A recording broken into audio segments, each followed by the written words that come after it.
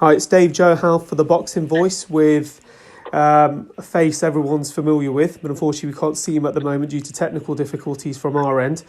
Johnny Nelson, how are you, Johnny? I'm fine, thank you, Dave. You know what, actually, thanks for taking the blame for that, because I'm a bit of a dinosaur when it comes to modern technology, so you'll have to bear with me. So blame me, anybody listening. Well, how have you been during the COVID pandemic? I mean, what have you been up to? Because we're used to seeing you every Saturday night, occasionally on a Friday night in our homes on Sky Sports. So what have you been up to? You know what? It's a time to start rewinding and watching old fights that are on, and that's actually not bad. You appreciate some of the old fights that are there. Your Marvin Haglers, your Sugar Ray, your Thomas Burns, and it's actually pretty good. Apart from that, I've just been working at home and just doing as much as I can that way, and just it doesn't actually bug me that much. The reason being is because, and it made me smile a little bit because bloody hell, a lot of people are saying they're struggling with it. But I remember going away as a sparring partner and being stuck in a dirt in bed, little bed sit for days on end, for weeks on end. TV, probably foreign radio, and I did that for about 6 years. So I actually don't have a problem with it. My own company's not bad. And I told myself some amazing job, so it works out well. I mean, do you miss the matchroom crack though on a Saturday night? I bet you're missing that part though, don't you? The crowd, the buzz. Yeah, without a doubt.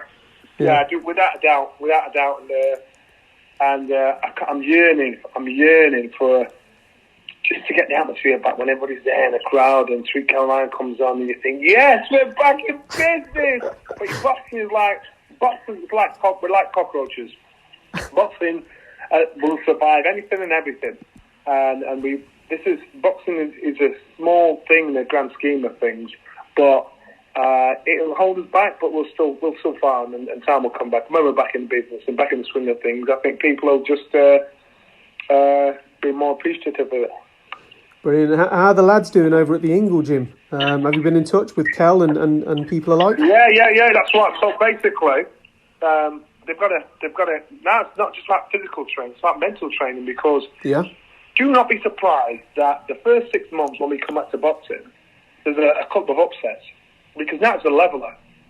Unless you are the elite, and you're something like Dillian Whyte, who's out in Portugal now, he's confined himself to training camp.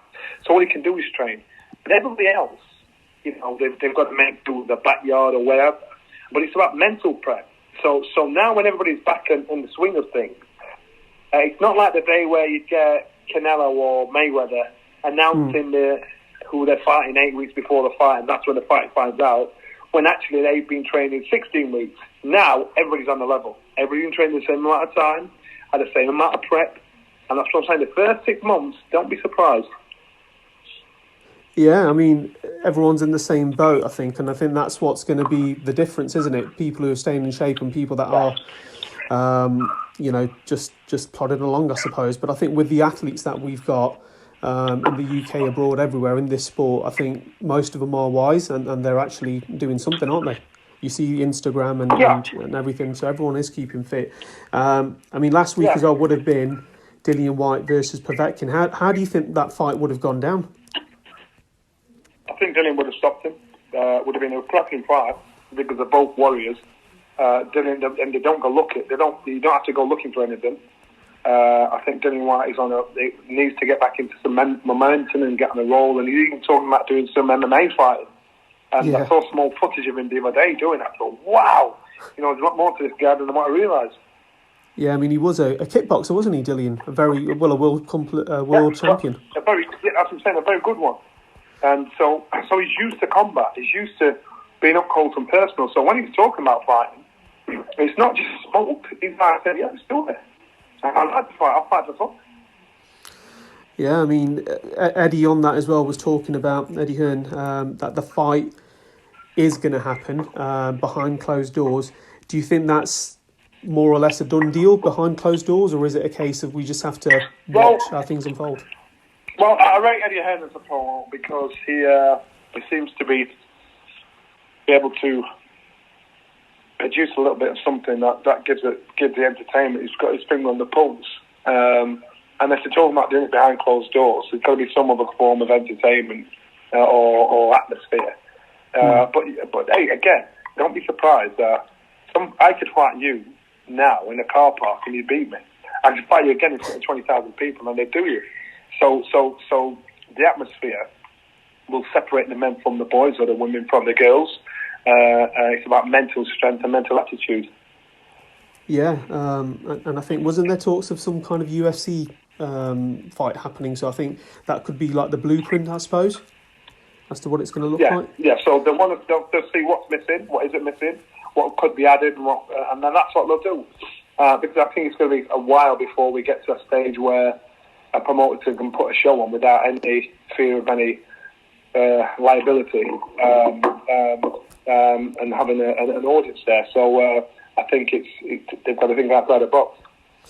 Yeah, I mean, one of the things is it's like a race to who's going to have the first show for the year, isn't it? And we say the year now because this is where the new start of the boxing season is going to begin. It's going to be about, can Matchroom get there first? Is it going to be Queensbury? Is it going to be Hennessy Sports? Who's going to be the first one, I suppose, isn't it?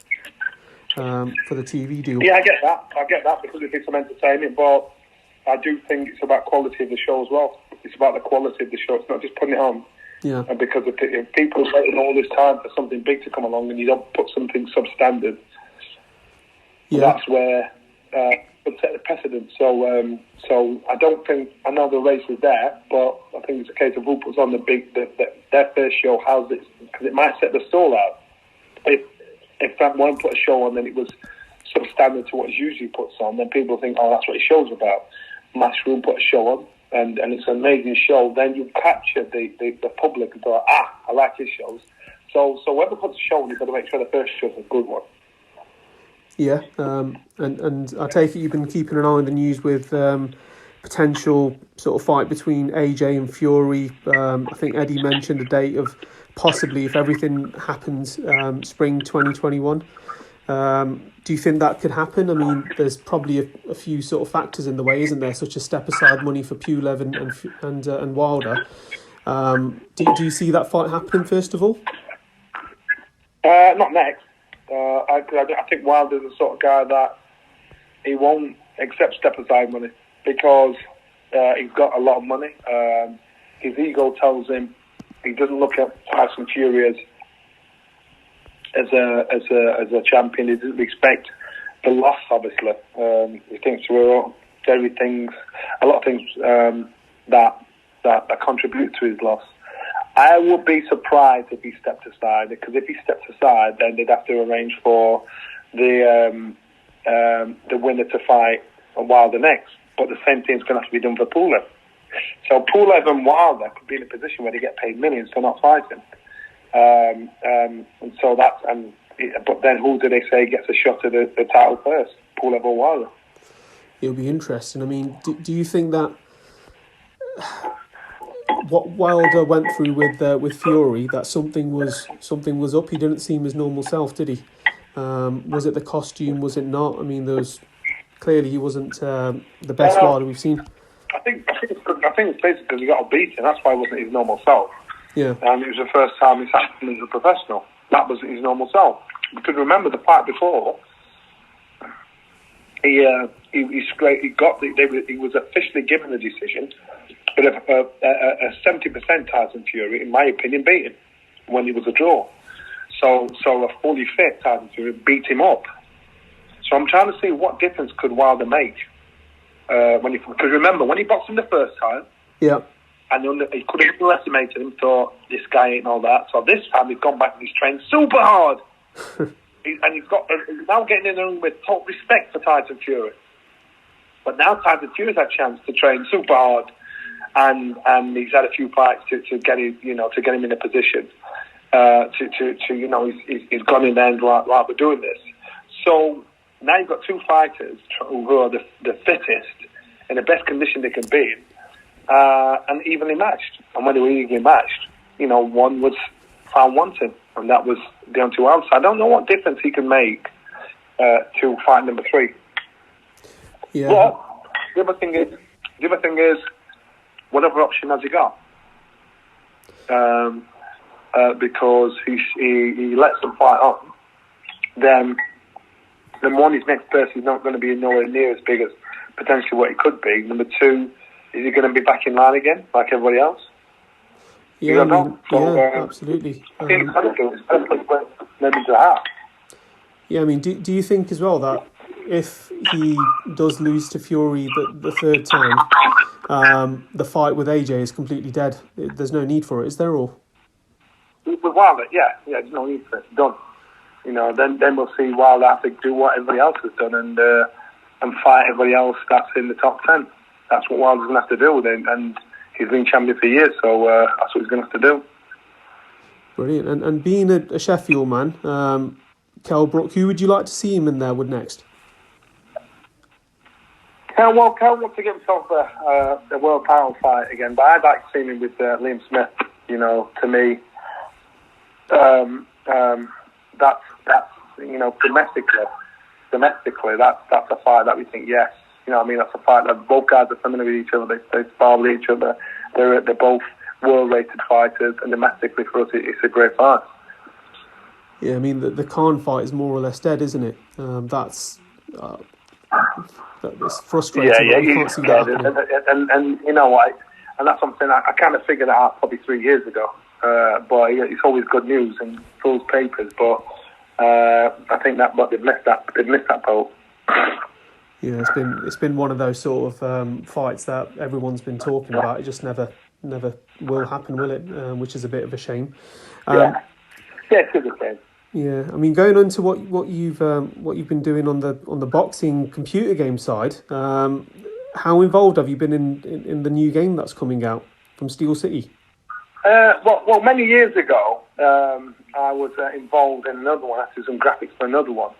But this one here, I know these guys have been working on it over 2 years, and they're almost done. They're almost there. You know, it's looking to be launched November, December time. So, and it's a lot of work goes into it. It's not something you just do overnight. So, right, we're in. And I think, you know what, FIFA and things like these things are iconic computer games, and they have all these events all over the world where gamers are there, and it's big business. So the right game that's created, especially boxing, it can be outstanding. These guys are experienced gamers, so they know exactly what they're doing. Have you got a chance to see some of the graphics, or I mean, are you doing the commentary for it? I have, but I can't play the game. So, you know, even as a kid, I never played those things because I just couldn't do it. I always got pretty tough. So, but yeah, I think it'll be good. There'll be a bit of a splash with this. So it's promoted right, and people get to know it. You know, they're getting the nod from a lot of fighters from all over the world. It'll be good. Brilliant. We're looking forward to playing that, to be fair. I mean, the last time we had a computer game out, a boxing one, was, I think, over a decade ago. So I think this is really needed for the sports fan. Yeah, exactly. And that's why, so now we've got football. I think we now, so how many had it for boxing one? What was that, sorry, Naz? Now it's about time we had a good boxing one. Yeah, absolutely. I was going to say as well, Naz even had one as well in the late 90s, didn't he, as well? Back in the day with his name on there, which was quite interesting. But Johnny, have you got any messages for the fans? Just be patient. Boxing wise, in the grand scheme of things, we will be back in the swing of things, and don't be surprised with any upsets when we do come back into action, because now it's an even level playing field, and just be patient and do your homework.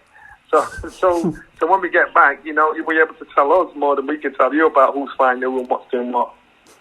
Brilliant. Johnny, thanks again from The Boxing Voice. You have to like, subscribe, and share. As always, if you want to support us to the next level, head over to the patreon.com/ThaBoxingVoice. We have tons of exclusive from Border Wars, Entitled, betting shows, the list goes on and on and on. But in addition to that, if you guys have questions for fighters, trainers, and promoters, this is where you can submit them. We will run out, get these questions answered, and put it back on the show just for you guys. Appreciate it. Peace.